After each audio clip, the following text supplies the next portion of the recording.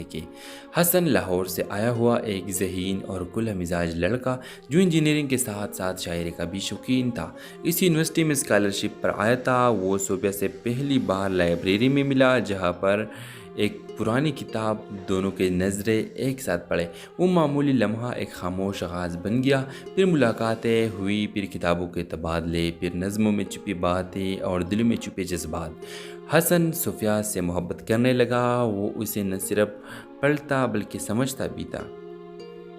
Viewers, صوفیہ کو بھی اس کے خلوص نے جو کر لیا، مگر وہ ایک خوف کے ساتھ جیتی تھی۔ اپنے والد جنہوں نے اس کے بڑے بہن کو صرف اس لیے گھر سے نکال دیا تھا کہ اس نے اپنے پسند سے شادی کی تھی، صوفیہ کے لیے اپنی محبت کو زبان دینا گناہ جیسا تھا اور حسن کے لیے چپ رہنا سزا۔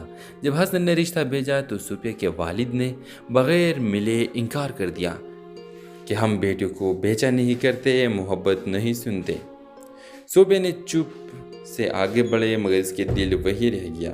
سالوں گزر گئے، حسن نے ملک چھوڑ دیا، صوفیہ گھر کے دائرے میں قید ہو گئی، لیکن وقت ان کے دل سے یادیں مٹا نہ سکا۔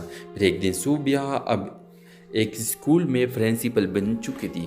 جب ایک تعلیمی کانفرنس میں شریک ہوتی ہے تو ایک مقرر کی آواز سنتے ہی ساکت رہ جاتی ہے۔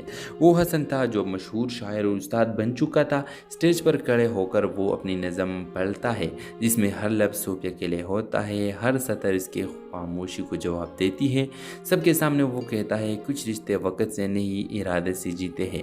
صوفیہ کی آنکھوں سے بہتے آنسو اور خاموشیاں ایک نئی شروعات بن کی جاتی ہے، ایسی شروعات جو معاشرے کے ڈر سے نہیں دل کے حوصلے سے ہوتی ہے۔